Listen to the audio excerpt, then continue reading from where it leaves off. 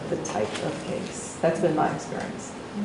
And it's not just listening back in that way and reflecting back when you're talking with the party about something personal, but when you're talking with the lawyer about the law, being sure that, so that I really understand, I want to make sure that I'm understanding your perspective. So that on the first issue, which is blah, blah, blah, and here's how you're seeing it, is that right? And you feel really strongly about that, or very, confident. So there are feelings in that, even though they may not be sort of the emotions that would be expressed otherwise. So really good mediators in the commercial context are very effective at it. And I think the secret is that you keep it short, not too short, you have enough detail in there, you're accurate, and you're really, connecting and trying hard. And it can be helpful. It's not helpful only to the person who's being listened to. It's helpful to the party on the other side who may not be able to understand, or the lawyer on the other side who maybe didn't really get that argument. But here I am struggling to sort of make it more clear than you've stated so that you can understand it, and I can, and my other client. It also lowers the emotional temperature. There are a lot of studies that show if people are empathized with, that it can lower the emotional temperature such that that people calm down and their breathing gets easier, and they're able to take in more information because they have more access to the higher thinking parts of their brain. Dana? And in cases about money, where I see it coming up being most useful is in dealing with the parties' feelings about the process of the negotiation. They're going to have good feelings about that. They may have feelings about how they got there. In the appellate cases, they may have feelings about things that happen at the lower court. And so they may need to express that and feel that they're being heard. So it's very helpful in those specifics. Yeah, that's great. We're going to use it later on when we get to distributed bargaining. Also to know that that really what you're doing is listening and using this all of the time, but it's not the only thing that you're going to be doing. Obviously, you're all mediators, so shining a light on this, it doesn't mean it's the only tool in the box. It's just when you've asked a question or invited someone to speak about a particular thing, then what you're doing is making sure that you're understanding. Often parties need to vent, and one of the things it's taken a while to learn, a long time, is patience. To let someone talk completely without interruption, as long as they're not insulting another party.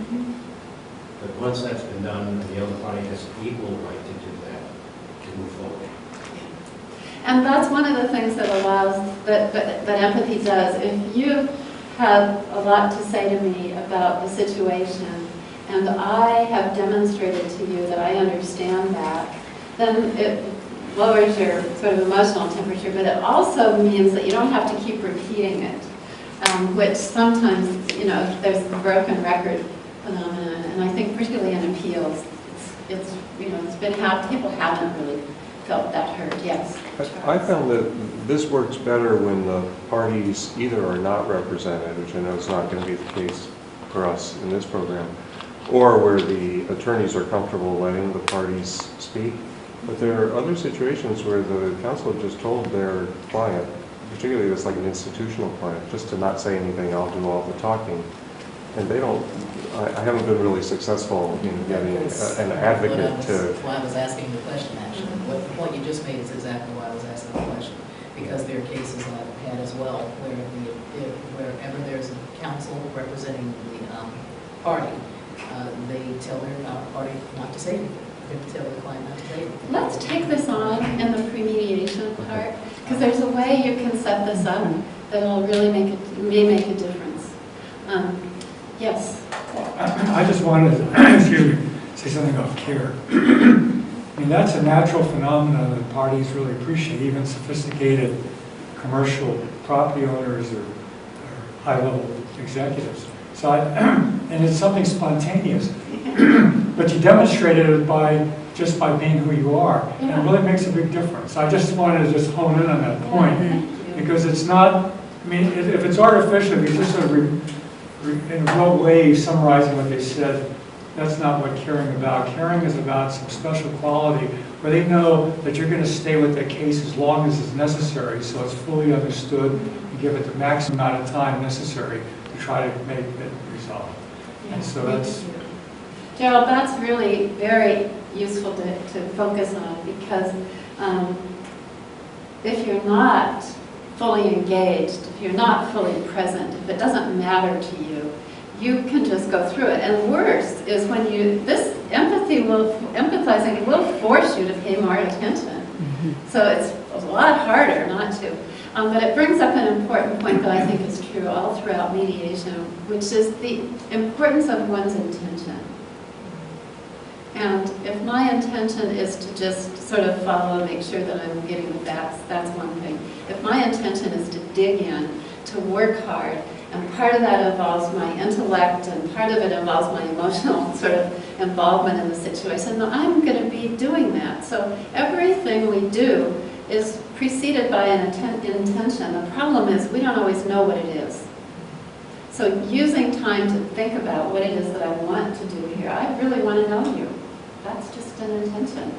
I really want to understand this law because it's confusing, and I think everybody's confused here, and I want to dig in right with you and figure it out. So, okay.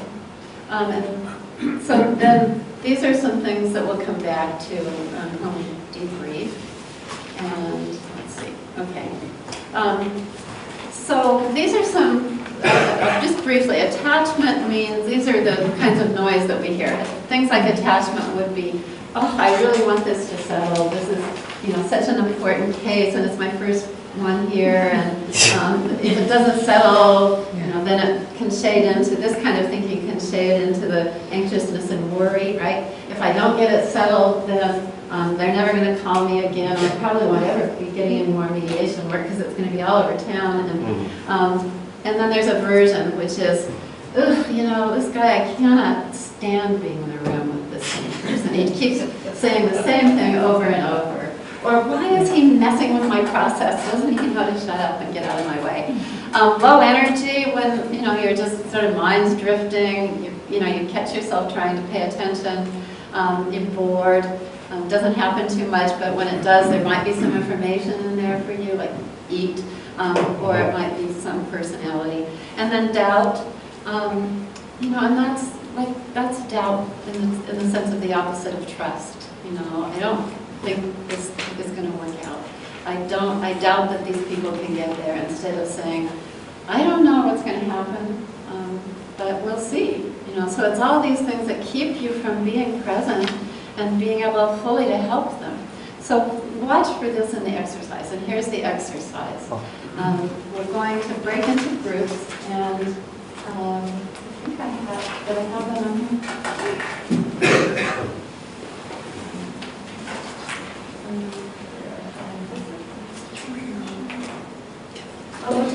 We'll just break into groups. I had a list, but I think I didn't print out. So we'll break into groups of 4, I think, maybe.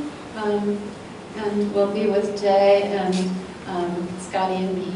And so Jay will be back there, Scotty will be over here. You can just turn your chairs around, and I'll be over here, and we'll just stay where we are.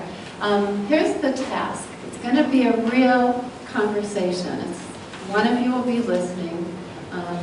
So the speaker will sit in a chair, and the listener will sit in a chair. The speaker will sit in another chair, so you volunteer. The other people in the group will be sitting and watching. And the speaker's job, and you'll all be in the roles of everybody.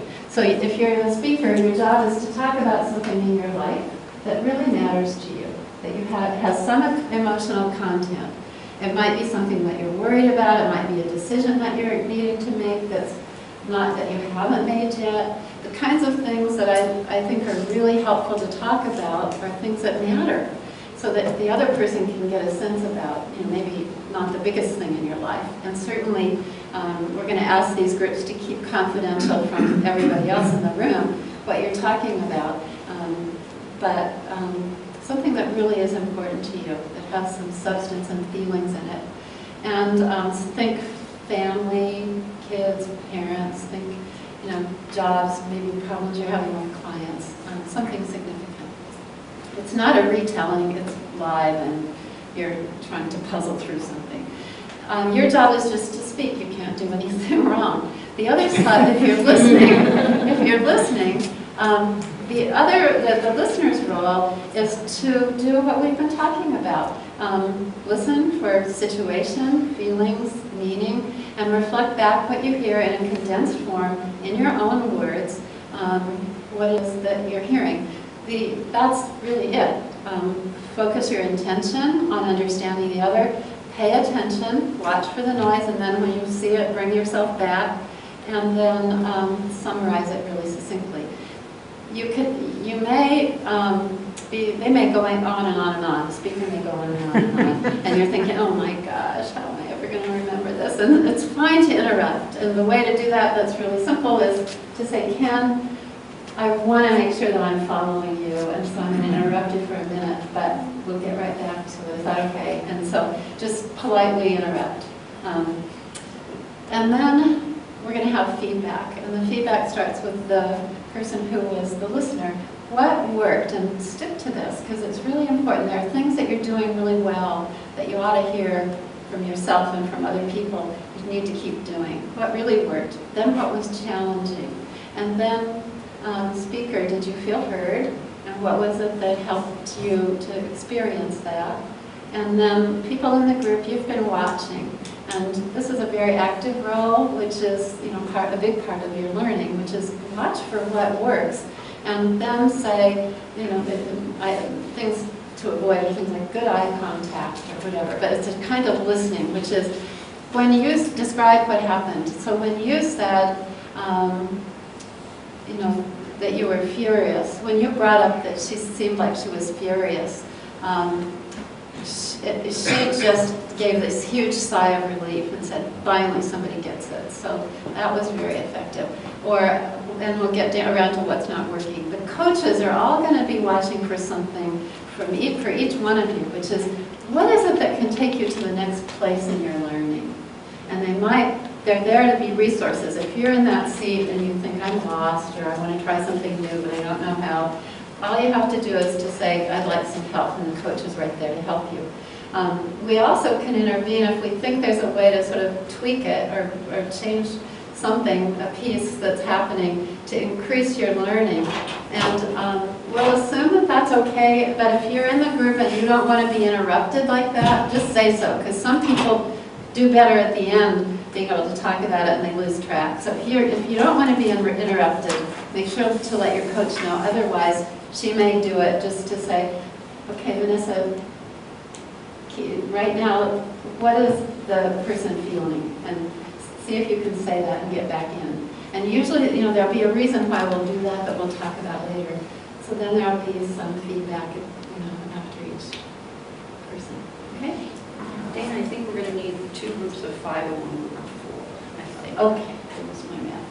Okay, good. Any questions? Are you ready to go? All right, so I need to get together with the coaches for a minute to figure out timing.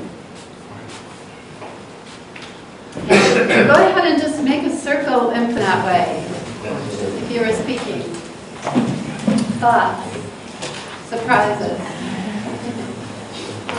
I actually felt like we cared, both of us, and they were really listening, like really present. And of course, that gives you, relief to know that you were heard. Yeah. Relieved. What else? What was it like to be listened to in that way?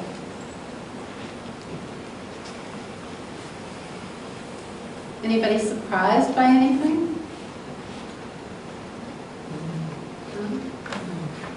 So mediators, what came out of your exercises that you found useful that you can take into your mediations in the future?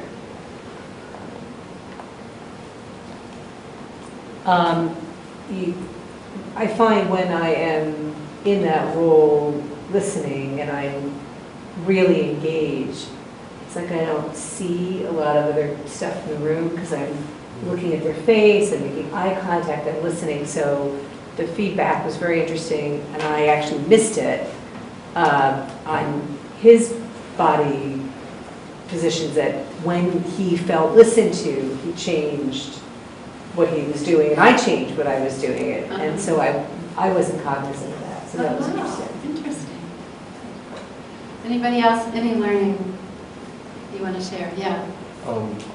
It was interesting to me to see that when someone is telling a story and in this case, the listener reflects back, that sometimes that encourages the speaker to say something additional. In other words, that it's just reflecting what's already been said can encourage more sharing. To a different level. Yeah, and not just for clarification, but something that might not have been volunteered if there hadn't been the rapport that was developed through the reflection. Yeah, sometimes I think about this or teach about this as if you're an artist and you're speaking and telling me your story, and I'm painting a canvas, and I turn it around periodically and say, did I get it? And you look at that and you think, wait, that part's missing.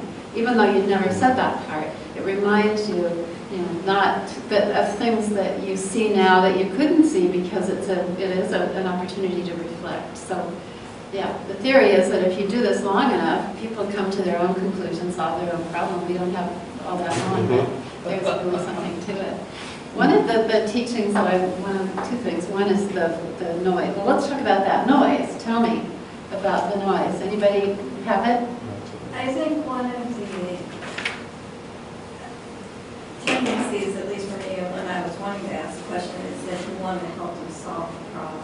And so you want to ask the question to help them, not to exactly provide an idea, but to help them, not explain their problem, but to solve it. And I thought the focus in this exercise was help them to explain the problem rather than to help them solve it, at least initially. Well, the intention of this exercise is one thing only, and that is to understand whatever the person's saying to you. So that's all of what it is.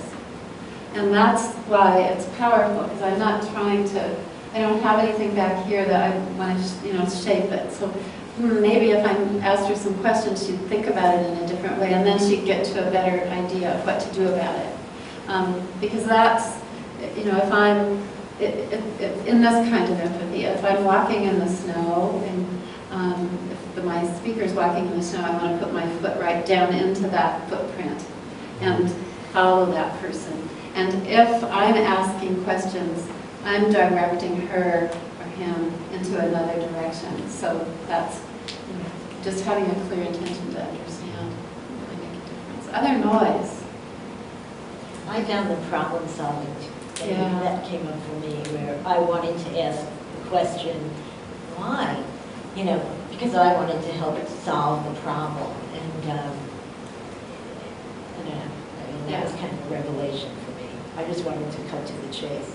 And there's nothing wrong with questions, by the way, at different points, but once you've asked the question, which is tell me a story about something in your life that's real, that's all there is right there. Right. And then you learn a lot of information, and you're at the solutions phase, and you say, remember a little while ago when you were telling me about this situation? I understood you to say that one of the things that really mattered to you is that that you be there, for the hard times as well as the good times, or whatever. And see, so you use it later. You can pull it in, and then say more about that. And are there solutions that might help get that done? And so it's a very complex, intellectually, emotionally, analytically skill in every way. Other noise. Anybody was anxious? Like, am I doing it right? No? Good. Then it's a safe learning community. We talked about earlier. A noise I had was frustration. Yeah, say more. Well, I'll have to say more is to get into the discussion, but I wanted to find out, there were amorphous words used, categories of things, difficulties, differences, but I wasn't I couldn't get anywhere with what those were, and therefore it was opaque. And that's a frustration. Yeah. Frustration that you don't know more right out of the gate. And so the temptation is to ask questions so that you can know more. And I think, who was it that said something about being patient? Was that you? That No, you learned? it's not. That's not my style. Well, you and Jeff should have lunch together today. Because it is hard to be patient. And what I find is, and practice this in your mediations, try it, is that you have a question, you stop yourself because Dana said you can't ask questions when you're listening like that. And then you wait and see what happens. Number one, does the question get answered? Does it get more clear about what's going on? Or number two, was it really irrelevant to what mattered? Because in the first 5 sentences, you can't possibly know what matters. And eventually you're going to be looking for what is a dominant theme? Where is most of this energy and enthusiasm or feeling headed in this conversation? And then you can know more. And those are the places you want to hone in. But when you're too soon, you don't get enough strokes on there, to be able to do much. So good. All right. So any other thoughts, questions? Okay. All right. So I love this quote. It was impossible to get a conversation going. Everybody was talking too much. Yogi Berra has the greatest ways of putting things.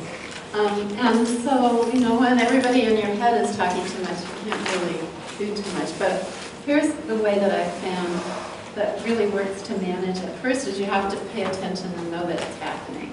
Because if you aren't aware of what's going on in your head, you're not going to be able to do anything about it. The second thing is acceptance. So instead of being self-critical or worrying about the fact that you are thinking about how much you don't like this person, just saying, oh, that's going through my head, okay, and quickly move right on to the next phase, which is really, analyzing what it is that you need to do. And the first step of that is figuring out what was my intention. Before I got distracted, what was I doing? And with listening, what is that? Empathy, what is that? Intention. Remember we talked about? Yeah, just understanding the experience of the other person that you're talking to. In other cases, it might be something different, wanting to understand how this person sees a particular thing, or understanding the law. And then recollect review the options that are available to you to be able to correct the situation, and that's the next one, which is some of the simple ones that always work for me are breathe. And that's, anytime there's something upsetting, breathe. Anytime you're distracted, thinking about something else, you want to bring yourself back. Take a deep breath and take a minute and slow things down. Another thing that you can do is just to recall again your intention to understand, which is in itself brings you back. And then the other are the 3 C's that I call them. One is just curiosity. That's probably an antidote to everything. One of my early experiences was in a case that I did for the Court of Appeal, and I was interviewing some people that were involved in an airport expansion dispute, and I was talking to one of the homeowners that were complaining about not wanting to extend this air strip because of the noise. And she lived, really near the airport, and so I was sitting there thinking, what, are you kidding me? You buy a house right at the airport and you're not expecting it to be noisy. And I caught myself, and then I immediately switched into, I wonder why she thinks this shouldn't be noisy when she's been living here all this time. And not with cynicism, but with curiosity. And it was one of those wow moments for me of, I can do this. I can actually be interested in why this matters and why she has this view instead of judging her for it. And then also caring, which we already talked about. Get back to, it matters to me to pay attention and to know what's going on with you, so I'll bring myself back. And then compassion. And reminds me of something that you mentioned, that some of you have been confusing sympathy with empathy. And any time it's about your feeling or your emotion, you know that you've gone into sympathy as opposed to really wanting to understand the other's point of view. And you'll notice that distinction if you just pay attention. But compassion is different. Compassion isn't sympathy. Compassion is deep empathy coupled with the desire to help, which is different from when you kill somebody or solve the problem. It's really about, for me in mediation, it's understanding what's going on with people and having a really deep commitment to doing everything I can to help them solve the problem, to put them in a different place vis-a-vis each other, perhaps, or vis-a-vis certainly the dispute. One of the best videos I've seen on this, the teacher said, compassion takes a soft front and a strong back. And I really like that description because I think it does. As a mediator, you need to be open to understanding hard things sometimes that are happening, especially if you're in a family case or, as the judge mentioned earlier today, a serious injury or a tragic loss or the conflicts that come up in adult families. But you do need to be able to stay in your own sort of role and your own sort of sense about being helpful as opposed to giving way into the sympathy. So anyway, I think we're almost all here, so then we go ahead. With the pre-mediation, and I'll just let you read that, but the pre-mediation, if you don't know, here's another yogi bear, if you don't know where you're going, you might end up somewhere else. And so, this is a chance for you to really sort of launch the process. I see a little head nodding. How many of you actually do pre-mediation calls? Oh, good. Oh, all right. So it's very common here. In my neck of the woods, it's not so common. People send out letters, then, about who should be there and so forth. They get their assistants gather information, and then everybody shows up, and that's how it starts. So you're used to this, which means that we don't have to talk too much about it, but we'll spend some time. Developing rapport is one of the goals. Also, to really learn about the case. You'll have a little bit of information. You'll actually have quite a lot because you have the mediation statement before in this course. So you'll have quite a lot. I don't know how carefully and thoroughly those are written. It varies from attorney to attorney. Yeah. Sometimes I've had 3 pages and it's basically lifted off the complaint or whatever. So, but even that's information, right? It tells you what needs to be done and it tells you how well prepared people are, and so gives you an opportunity to figure out how to get them in a better position to settle the case if you get to mediation. And also you get to see, I do them with counsel, not with parties, although I have done it, but usually not for the first session, and they're usually together.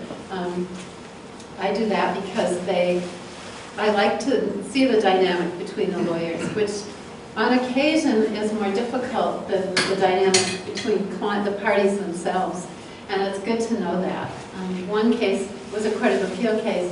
I saw it, and they talked about how much animus there was between them all through trial. They were the same lawyers.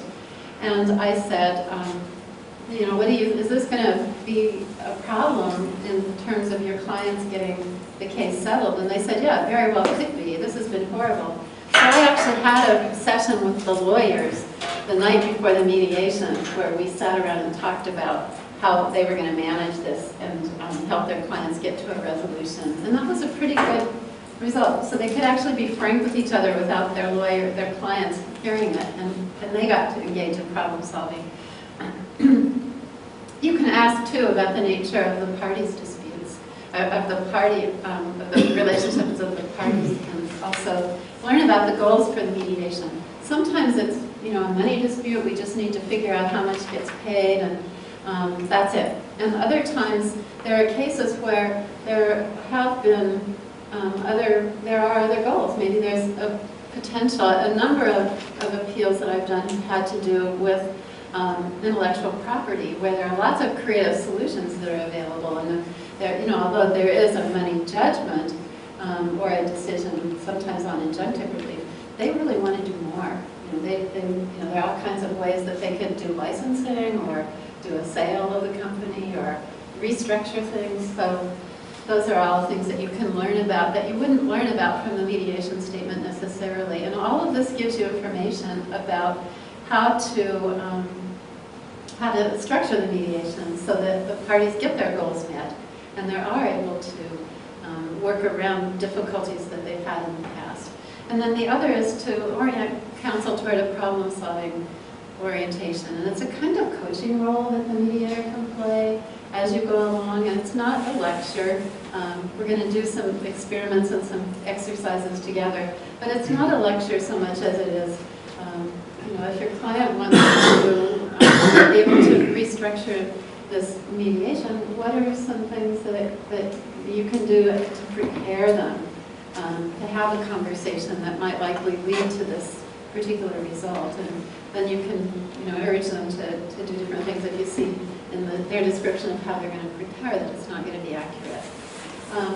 And a big thing is to foresee any barriers to resolution. I don't know how many times you've been in a mediation where you maybe didn't do as thorough a job, or they didn't tell you all the information you needed in a pre-mediation call, and you're in the mediation, and then all of a sudden you find out you don't have the right people, there really isn't authority, the people who are there to address creative solutions aren't there to question, and so preventing those things from happening is a good idea.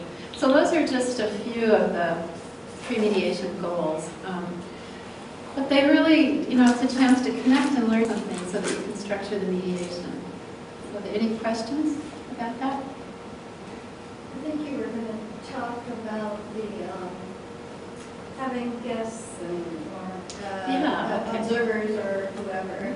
Okay, I am. I'm going to do a brief demonstration maybe, and I'm trying to think how to do that. I guess we can do this thing. Yeah, so if you've done them, I don't see any reason for me to demonstrate how to start the call. I think you can demonstrate for each other when we do an exercise in a minute and be able to take ideas from each other about what works to start it off in a friendly way, to get things out and so forth. But this pre-mediation call agenda, there's some other in the book, and I actually have this in I actually have it in a handout in here if you want a cheat sheet. But one of the things that at the Court of Appeal, they send out all the scheduling things, and the Court of Appeal in Sacramento actually sends out an agenda when they schedule a mediation conference call, so you already people have it. But I send it out in a letter ahead of time.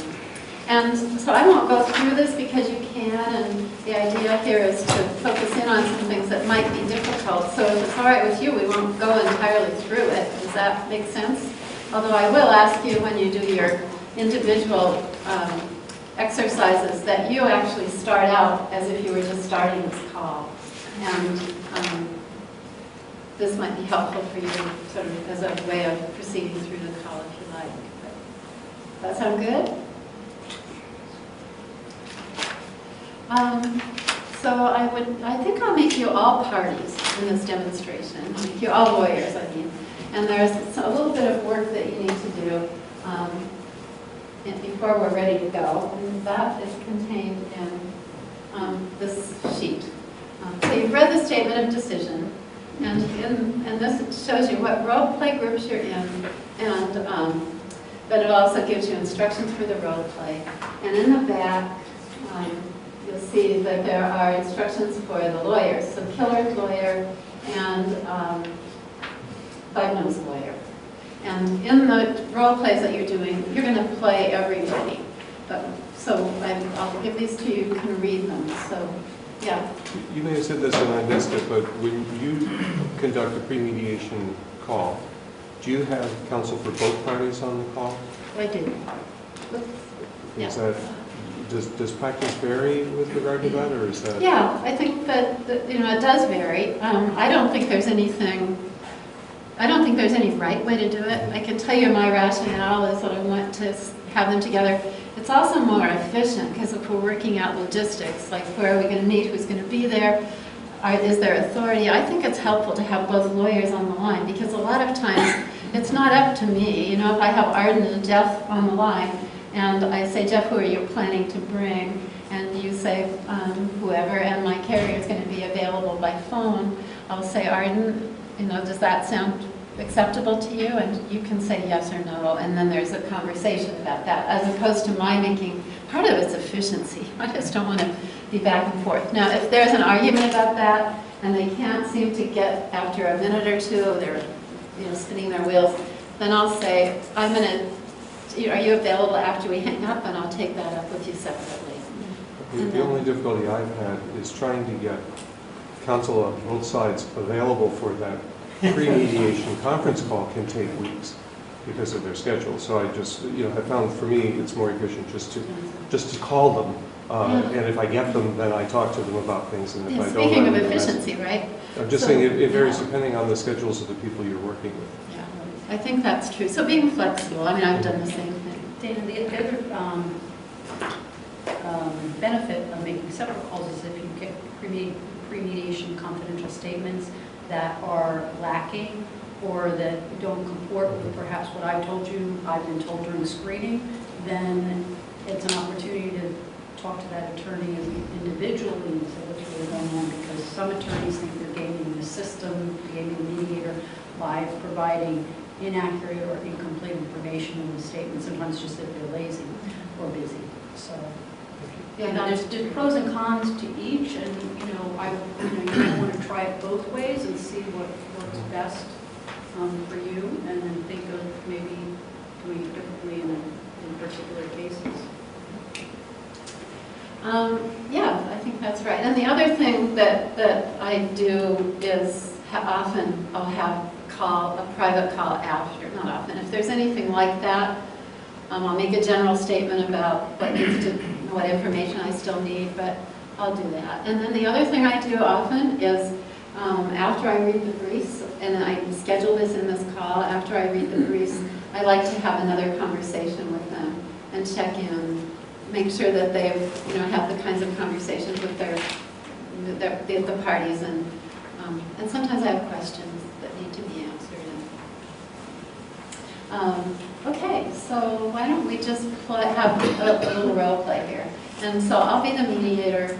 I'll give you some time to read this, and then I'll pretend like I'm on the phone, and I'll start it out, and then you can raise different issues with me that you think might be challenging. So go ahead and, so you all on this side can be Bug-Nose lawyer on the right and Killer's lawyer on the, from here over. You're going to be in the role of Killers. And not everybody has to participate. I just want to have you be in the role that you're in. Just assume that you're in the role listening to the other side and listening to me. And if anybody wants to be the one to respond and you have something that you'd like to raise to see how I handle it, or then we can talk about it, so go ahead and see how that works on a voluntary basis. I might have to pick on some of you. So, hello everybody, this is Dana Curtis, and I thank you for making time to have this call in order to prepare for the mediation and enhance the probability that it can settle. I'm happy to have been appointed by the Court of Appeals and look forward to working with you. Who else is on the line right now? Vanessa Hall, Bug-Nose attorney. Okay, nice to meet you.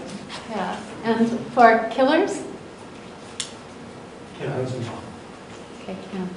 Okay, good. Well, welcome. And I've sent you an agenda for this call, but I'm hoping that we can cover anything and everything that's important from your perspective so that we can help your clients get this resolved short of an appeal. So thank you for being here.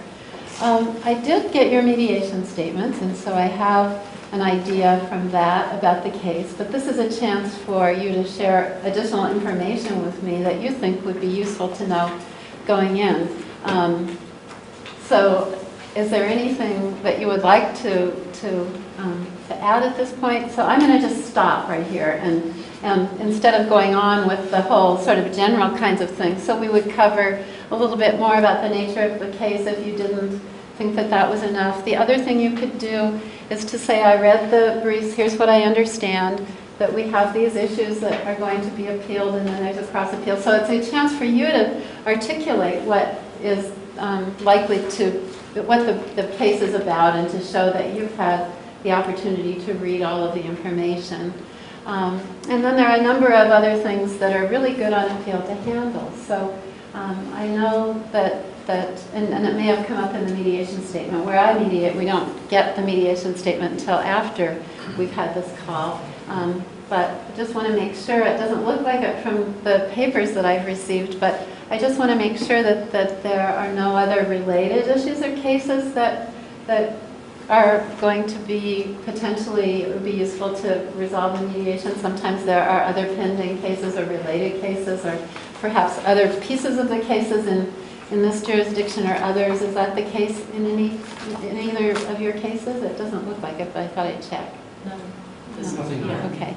Now, this can be a pretty complex discussion for some complex cases. I had a case one time that had 8 related cases, and they were in 4 jurisdictions or so. So it's always a good idea to have that. And,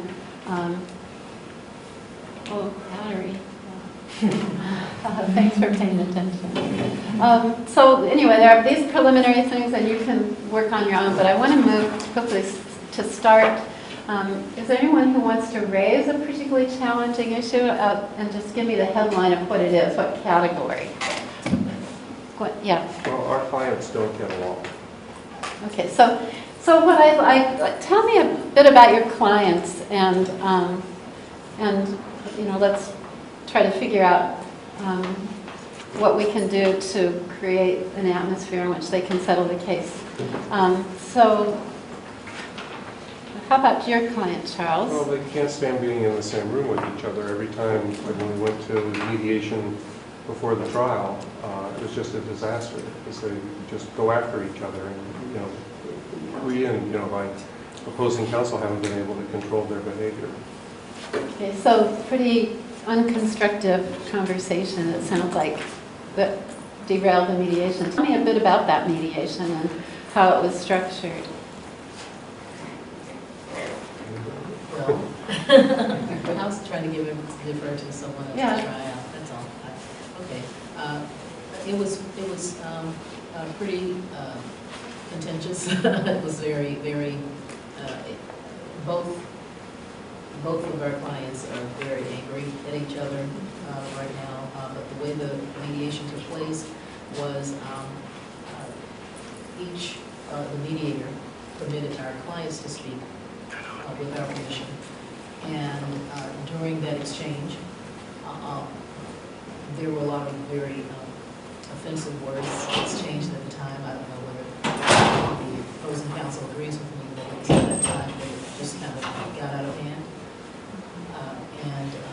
But we were able to at least, after things simmered down, there was a cooling off period, we were able to reconvene, get back together, and at least try to work through the key issues about the price sheet and all of those matters. So they, as I recall, they've been in a business relationship, and they are upset, and it sounds like in the mediation they really kind of went after each other. Yeah, it was very emotional. Okay. So that takes us to this question of how to structure this mediation. And perhaps we could talk for a bit about what happened, more about what was it about those mediations that was useful or not so useful. What have you learned from that experience that might help us do a different and better job in this one? So that I just was demonstrating how you can take a question and you can turn it back into a process discussion and how we're going to work together. And there's another tough one that I think, especially if you are using now and want to continue to use a face-to-face client-involved model. When these things happen, often it's followed on by, I don't think we should even be in the same room together. right? So should we do that? Yes. Okay. So what have you learned about that maybe will inform how we might do it better? Well, it seems to us that the president of BUGNO shouldn't be there and a substitute person assigned to serve. Maybe that would be someone who we can get along with. All right, so taking BUGNO out of the picture will avoid the confrontation that you experienced last time. So that's an option that is up for discussion. What do you think about that? Oh, joint step. Did I get you mixed up? We're both new, they're We're killers. both Okay, all right, killers. The Yeah. joint session really is just not doable. It's really more of an opportunity for circus performance. So I just don't say, I think we probably just need to move directly into private sessions. So one option would be eliminating one of the parties and substituting for someone else who could make the decision. Another would be just to eliminate any opportunity for them to be together and have conflict. So and I would maybe say, are there other opportunities? So what I'm trying to do is get the lawyers to thinking about it, getting their ideas out. I have a preference. I haven't stated it yet, but I'm just about to engage in that. So let's go back to a very fundamental question, and that is, what are your clients hoping to accomplish in the mediation? Obviously, they want to avoid an appeal and resolve the issues themselves, right? That would be a good outcome. But sometimes, especially when there are people who've been in business previously, there are other objectives that they have. Maybe they're sort of remotely possible in their view or overly optimistic. But do your clients have any other goals other than making a deal here? A deal to pay money in what direction and then drop the appeal? Any thoughts about that? Because the way that we structure this mediation will depend in part on that. I mean, we want to make sure that they have a process that gives them a chance to achieve the goal. And so if there's any yeah. Killers doesn't have any intention of doing business with BUGNO ever again. So this is just about this case and preserving our judgment. And BUGNO is really willing to, in the hopes that Killer will make a reasonable demand, preferably below the judgment amount. And we don't seem to be making progress there. But BUGNO is so-called still in the game, willing to work out something if something's reasonable. The amount is reasonable. So for you, there's a lot of water under this bridge for your client, and they want to be sort of in the vernacular shed of them, right? And for you're saying that the case needs to settle. You want it to settle with a beginning point that's reasonable. Yes. Okay. So I have a couple of thoughts and I want to let you know one of my prejudices. And that doesn't mean that I have that it's a rigid sort of way of proceeding, but I have found in these cases that having the clients more involved rather than less involved, and in the room together in order to have what I would call a constructive conversation, can take things further in a shorter amount of time than if we separate and go our separate ways. Now, there are reasons why that is the best approach. I'm not sure here, and I really do hear that it didn't work last time. But what I'm wondering is if there's anything valuable that could happen in that session, and if so, in a joint session, and if so, what can we do to create an environment where they can have a good opportunity to talk about what was on their mind? And I know that Killers is very upset, and I'm imagining BUGNO is the same way. I mean, this was a very hard thing and a lot of litigation. But I'm looking at this from 10 miles up, saying it worked for a while. It worked really well for years and years and years. And if there's anything that creative that can be done here to reassess whether it makes sense to go forward. It probably wouldn't happen as easily if they were in the other room and they didn't have any relationship, but maybe if they can get some conversation going that feels constructive, it would help. So that's my thought, but it would maybe be an option other than the ones that we've talked about. It would, of course, take more work on your part to prepare them, and I'd be happy to talk with you further about. And it's more work for the mediator to, and I'm fully prepared to be there and help in any way I can and structure this and monitor so that it's really a time where they can learn. Maybe more than they learned at trial, where that conversation's very formalized and limited. So what are your thoughts? Maybe killer could be informed by Bugmo or my client about what happened all those years, and I know I'm making this up, but and what the loss was to my client by continuing to provide the product, and why that 60% increase ultimately was engendered. What were the reasons for that? Because it wasn't precipitous, it wasn't arbitrary, it was absolutely necessary, and there were very compelling reasons for it, and that might be helpful in, providing a framework that, an alternate framework for Killer to think about in terms of what actually happened. So maybe there's something to be learned here, and you're thinking, if that occurred, what are you imagining the best case might be? Some understanding of what precipitated this might be helpful in getting the owner of Killers to budge. Okay. So for the negotiations, Yes. that might occur. Yes, I'm hoping that it would soften the demand. So sort of de-solidify Yes. some. Yes. And on the other side, for the other side, Bugno. No, I'm Bugno. You're Bugno. Okay, Killer. Killer, sorry. I have trouble in mediations too. Who are you? One time I had a student in a mediation, she passed me a note and she said, "You keep calling her Cruella." And her name was Crayola. And for your part, would there be any value to your client being able to explain the hardship that this created? And would there be any potential here for Killers to be, or for Bugno to be enlightened? Killers. Any thoughts? It's pretty obvious what the hardship is, or we wouldn't be in court. And it's very hard for us to accept Bugno's protestations that they had to raise prices when they were selling to no prices to other people, or other competitors. So I'm envisioning a conference. So really, it's sort of like, haven't we had this conversation? And you have had this conversation in a legal context, but I don't think, from what I'm hearing, they might have tried, and it ended up in a shouting match.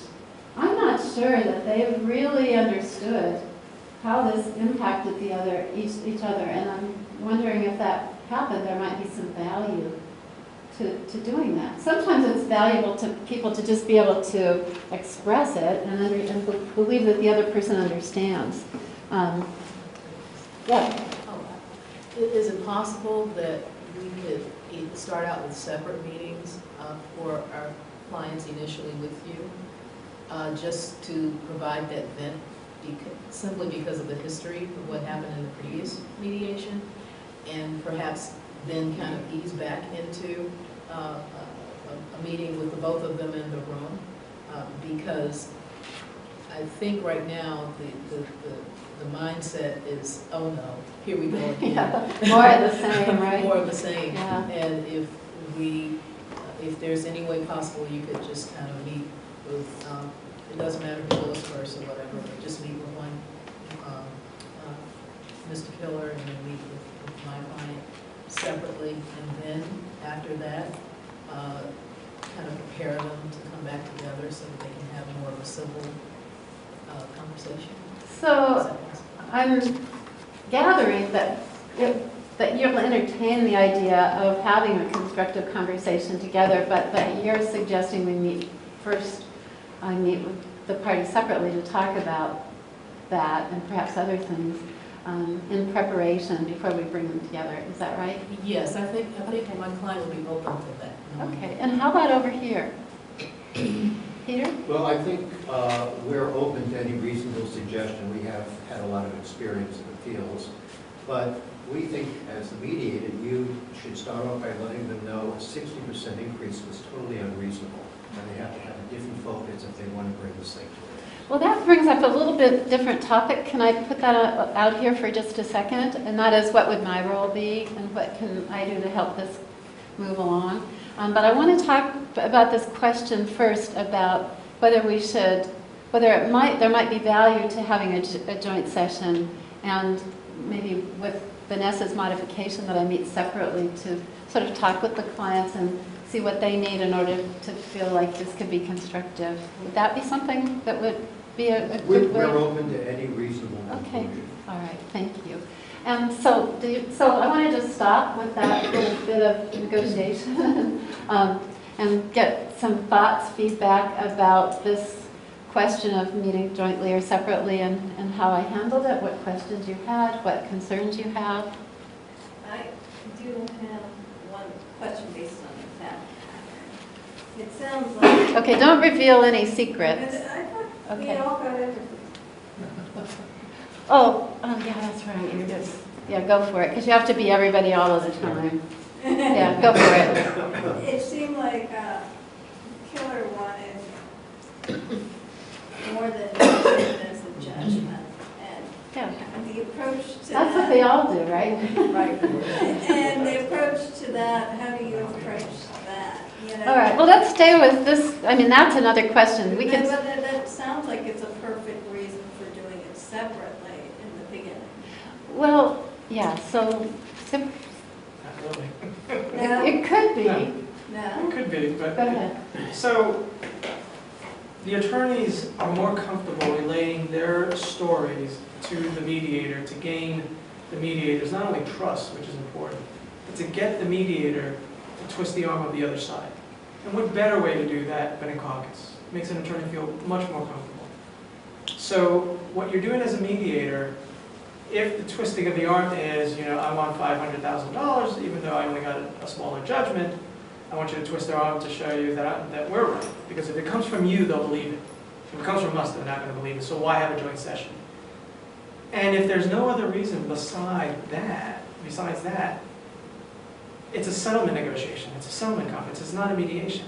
What makes mediation different from all other dispute resolution processes is that there's a communication between people, among people. That's what makes mediation different. You can have a settlement conference. You can have a negotiation conference. You can do that on your own. You don't need the help of a mediator to do that. Mediation is about communicating, and it doesn't have to be on point. I mean, Charles brought up a great point when we were going through the listening and speaking exercises. Sometimes in some landlord-tenant disputes, it's not about the rent. It's about everything else, the relationship, what happened to them, and all that.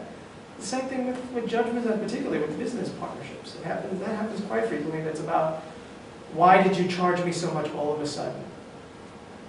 And I didn't charge you so much. You're getting a benefit that no one else has gotten, and I can't let the other side know about that. You don't know what it's about. You don't let them communicate, it's always going to get stuck on the numbers. Always. A broader question that I have is the extent to which mediator should modify his or her approach based on the desires of the parties. And some mediators, myself probably included, say, I've been very successful as a mediator in fill in the blank. I'd like to start that way, and if that isn't working, we'll take a break and take a different approach, as opposed to asking the parties how they want the mediation conducted. Is there a best practice in terms of how much you let the parties control the process? It's always a struggle. I mean, there's some people, some camps who say the mediator controls the process, the parties control the outcome. But then that does bump up against self-determination. Mm-hmm. So, I don't think there's any one right answer.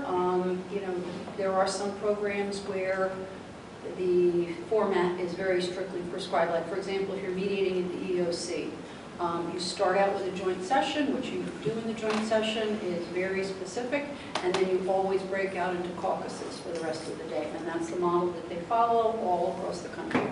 Then there's community mediation. By community mediation, which they keep the parties together, No matter and, you know, and in very rare instances, you might break out in caucuses. In this program, you know, you're all experienced mediators. You know what you have had.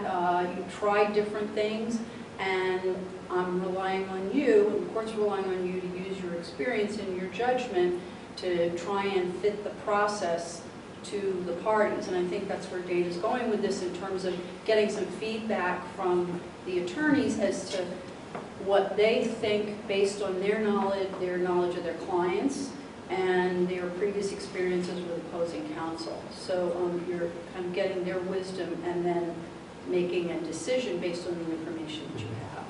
And I call it negotiating the process. You know, and I think, and the reason is that, and I also think you're entitled to say my way or the highway. It's just that they need to be then entitled to say you're not the right mediator for us. And I think that's something you'll have to. So it's all has to do with your values. So for example, I don't want to be in separate rooms the whole time, because part of why I think this work is important is that it allows people to have conversations, and I believe that those lead to the best results, and also that there's a benefit that goes beyond mediation because people learn about how to do that in a way they may not have known before. So I have my own philosophical bent on it. But I also think I could say it works best to have the parties together. One of the goals of the court is to help people be empowered and talk to each other. And so this is consistent, and this is why I do it. So you're very respectful, you give a rationale, you know, get their confidence in it. But what I find is that if I'm imposing my process on James, and he's saying, well, you know, sounds like I have to get with the program, but he's not really on board with it, and so he doesn't understand perhaps what role he needs to play in it, and he's really opposing you. I find that it's better to really talk about the concerns and figure out how to address them. And it typically doesn't go on like this. I just wanted, you know, I had a lot of parties, lawyers to deal with. But does that help? Mm-hmm. Okay. Vanessa's solution, Pardon? the solution Vanessa offered was kind of the best of both worlds, right? She was bridging the gap there in a way and saying, well, if we can just start out separately, because there's no way I'm going to get buy-in from my client. And this is what I heard you saying, basically. Mm-hmm. There's no way I'm going to get buy-in from my clients, but I'm with you. So if we could just start out separately and then convert to the model that you're espousing, fine. I mean, that I thought was a very artful. So you're back and forth with counsel and the mediator, and we're talking, and the goal is always, what's the best for the clients here? I have a question. Go ahead. So differential. Ken? What happened to the suggestion of the substitute? Oh, we got off on something else, but the suggestion of the substitute would, and just to kind of talk about how that might be handled, or anybody have any ideas? I said there are these different options, and there was another option that you suggested, and then we got down that road. If we'd stayed in role and it was really you, you'd probably come back to it. And this will come up again and again. What's the upside to that, and what's the downside to that? What's the upside to having a joint session? What's the downside to that? Can we moderate, can we fix the downside such that we get the benefit? What would be the downside of us being out of here? What would be the upside of it? Is it worth it? What do we lose? So it's a question of actually getting the options out. It's a kind of brainstorming and evaluation of the options. And that's the negotiation, yeah. Two small thoughts occurred to me as Yes. you were trying to describe how you wanted the process to go that may be unique to this situation in appellate mediation. And one is that the clash of emotions that causes all of this unhappiness that the lawyers keep talking about, unlike before the trial, has happened at the trial, where they've heard each other before the judge or the jury. And secondly, on some level, particularly with a cross appeal, they're both mad at the judge who made the decision that he or she made.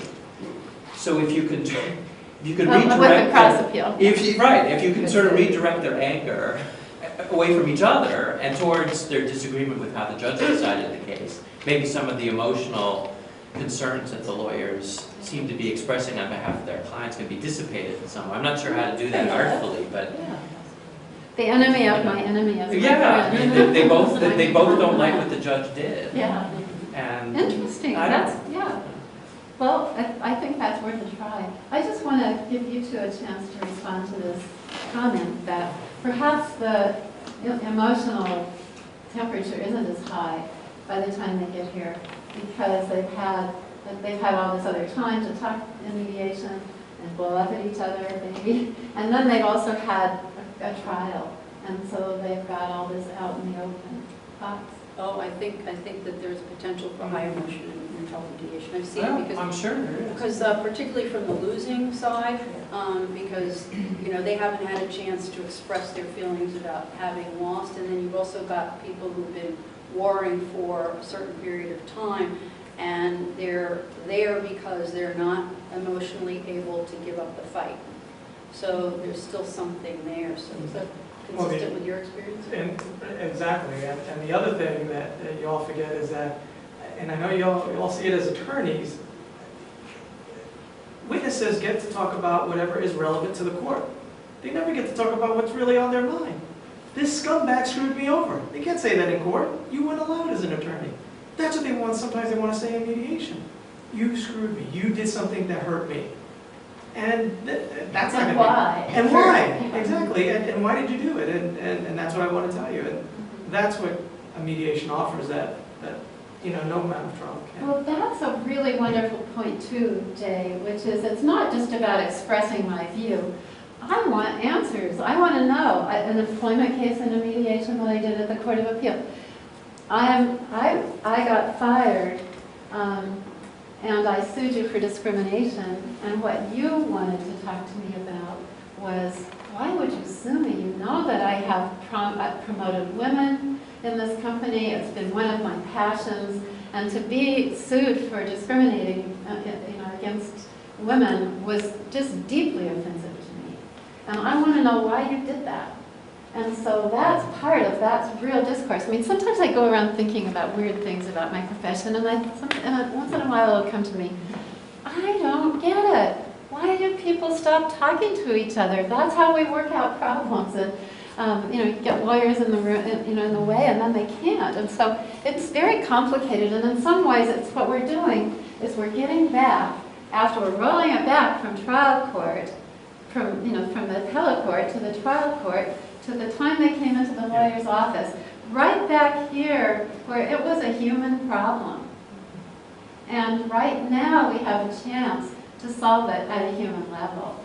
Now, the law is really critical. I'm not dismissing it. It's very important so that people know they're making a good deal, or the best they can know. But yeah, so my experience, it's worse on appeal. So yeah, two questions. It rolls way back. I guess when you made your first comments about communication and the importance of how mediation plays a role in that. What is your opinion of the shuttle diplomacy, I think is what it's most of the time called, where the mediator goes between the parties, kind of communicating on their behalf until tempers calm down or whatever, to clarify issues or whatever. What is your opinion of the use of that, particularly with the call of mediation? Has it ever been used? Yeah, in our experience in Maryland, at least in Maryland, the program, it's used a lot. We do use it a lot.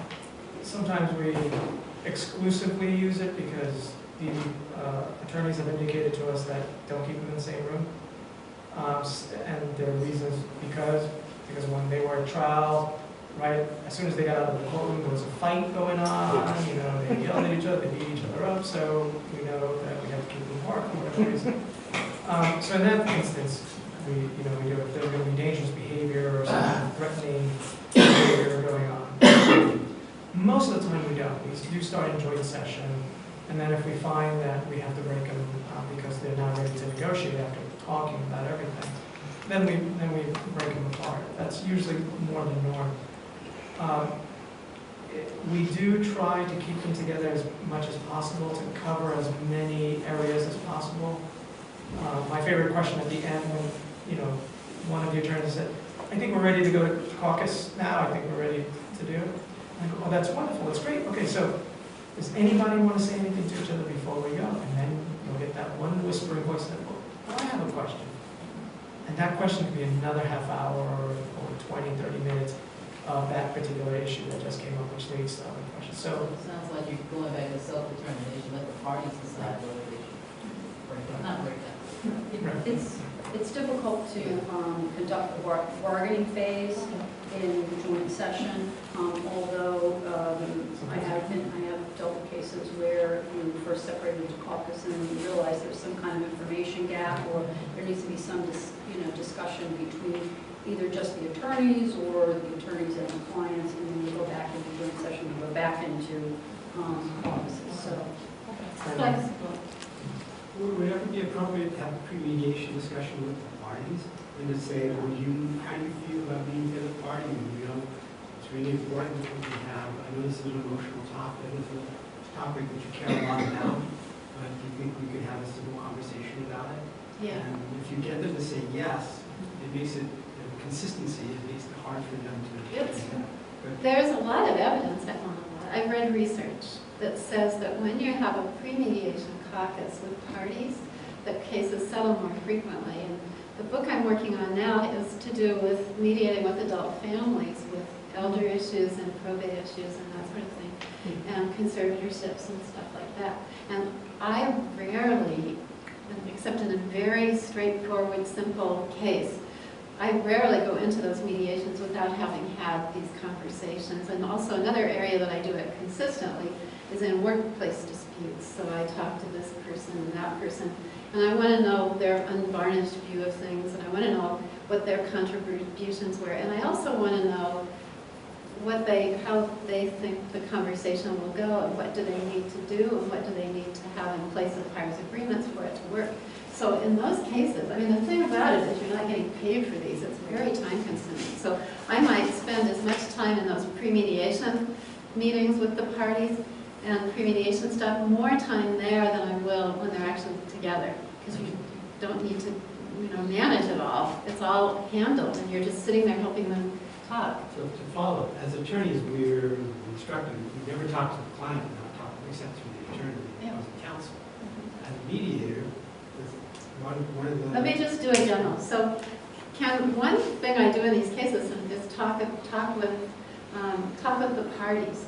And mostly lawyers are fine with my talking with the party alone, knowing that I'm not going to be talking anything about the negotiation. Here are the topics.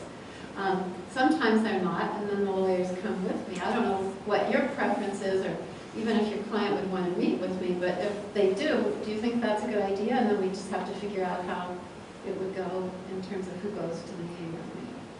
My reaction would be, I'll ask my client if he feels comfortable talking with you. If he does, I kind of feel flat. Okay, that's fine. Whatever, I mean, I'm totally comfortable with that. The only thing I would say is that I've done both, and in my experience, the clients are a little more frank. The conversation's different, and they're a little more frank with me than they might be with you in the room. But I don't think that's a big downside, and I think you need to do what's comfortable. If you have a conversation with my client, is that confidential between you and my client? Yes. Can I hear about it afterwards? Well, Can we talk about it afterwards? That would be an agreement we would make with your client. Typically, it's confidential, and then I make a mediation plan which contains some of what's in there, obviously. So I don't want to get too far off, because I don't know if you'll be doing this, but I tell you, it's the greatest. I like that. Yeah. I like that. And then we're not going to have time for our exercise. Can you write that question down? I want to come back and ask you a question about Okay, timing. great. So here you have the instructions, and basically what we're going to do is go into groups of 3. There are coaches for 2 of the groups, and then I'm going to go back and forth between 2 of the groups. And you're going to take turns being in this role on the phone call, being mediator, and then you'll rotate all around. So I suggest you just start and then go right, when I ring the bell to just randomly pick who goes next, till you've done both. I mean, all 3 roles. And because we're a little limited on time, why don't you just pick the issue that you would like to have the lawyers raise? And I've given you some ideas, but you probably have in your head here are some things that I think would be difficult to handle in this pre-mediation call, and I'd like to experiment with those. So on the first page, you'll see E, pre-mediation issues, and if you think you'd like to try your hand at giving an overview of the appellate process, a lot of times that's really helpful for lawyers that haven't had much experience with appeals.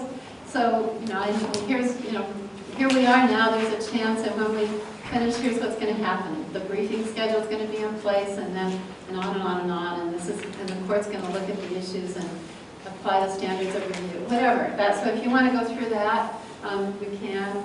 If you also, there's the authority to settle, who's going to be there, and what is the process. I think somebody earlier alluded to the fact that the party, especially with public entities, they don't always have the authority to settle, and then there's a process that you have to follow afterwards, and knowing what that is important. So We also want to know whether someone will have authority on the phone during the process. yeah, that's right.